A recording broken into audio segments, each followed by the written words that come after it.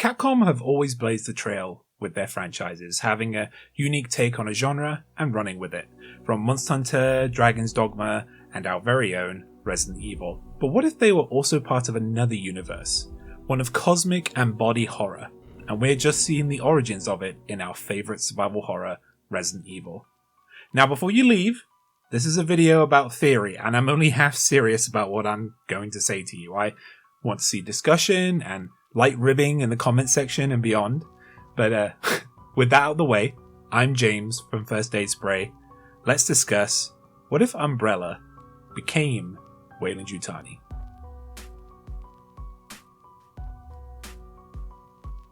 The company.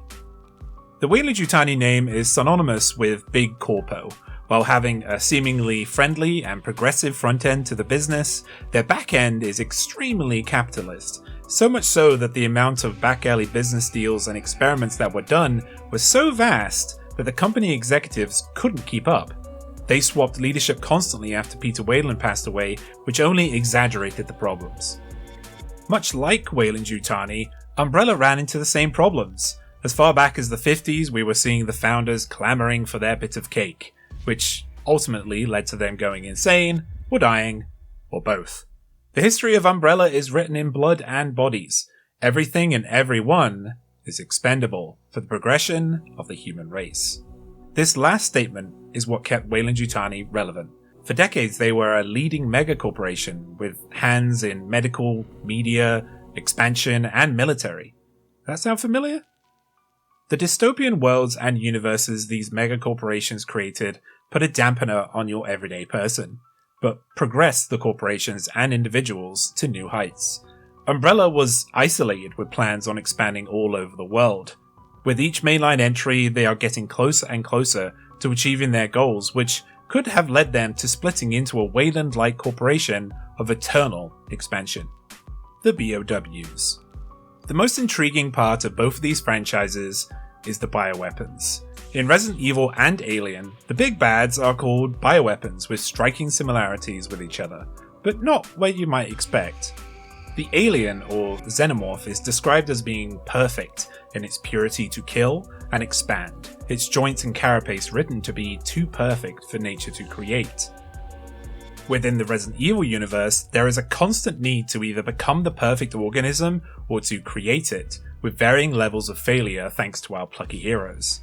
But the more you delve into a craft, the better you get at it. What if Umbrella eventually did perfect or pave the way for a perfect organism thanks to Peter Weyland's work on curing cancers and other maladies during the years of 2015 to 2023? With recent movies, novels, comics, and RPGs, the Alien franchise is playing with the xenomorph potentially being something that was created by another sentient race, whether accidentally or not, with the element of cosmic multiversal horror mixed into it as well. With that said, anything is possible. The BOWs themselves also have great references to the Alien universe, with Remake 2's Brian Irons having a miraculously similar chest-bursting scene to the 1979 Alien movie. Even the OG RE2 was quite similar, with the G-mutant scuttling away like a chest-burster xenomorph. The facehuggers are a more perfected form of the Plaga parasite from Resident Evil 4 that infects others, and the most damning reference for me are hunters. Hunters are known for stalking their prey and taking them down quickly. They are fast, calculating, and terrifying. They are arguably one of the most deadly BOWs that Capcom has ever conceived. The Hunter Alpha was the first successful hunter that Umbrella had created, giving it the name MA-121.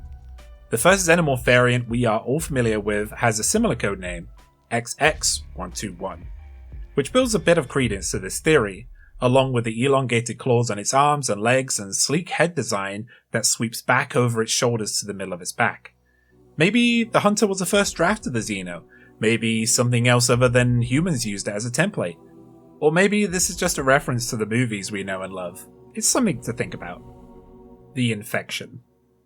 A big part of Resident Evil is infection, a foreign body that invades a host and calls it their new home. I think you know where I might be going with this, and yeah, it's a loose connection, like many of these theories are, but I just love thinking what if, you know? But I'm not actually going to talk about the theory of infection, but rather the origin of the chemical AO-3959X.91-15, more affectionately named the Black Goo, or the pathogen. This substance in the alien universe was presumably created by the engineers, a race of beings that were our creators, until they saw that we had the power of creating life in our hands, so tried to press the big reset button on us, because they saw what happened to their race after they tried to achieve godhood. Now let's get back to Resident Evil. The most ancient of the known parasites, Las Plagas, was alive and flourishing once, as well as a mysterious black goo that was manipulated to create the Verdugo. A creature that is incredibly hard to kill. It uses vents to stalk its prey, and has a thick carapace that shrugs off most conventional fire. Its only weakness is its head, much like the Xenomorph. Of course, all of this is likely nonsense. But I love drawing parallels between these two franchises, and how they seemingly have played off each other over recent years. There's clear references here, if nothing else, and I don't think it's talked about enough. Soon, the Alien franchise is going to become a big name again, like back in the 80s and 90s, with new films, TV series, games, novels, and comics on the horizon. Happy Alien Day, everybody! Which of these series did you like most? Or do you have your own to add? Let us know in the comments below, and subscribe for more Resident Evil-ish content. I've been James. Stay frosty, everyone.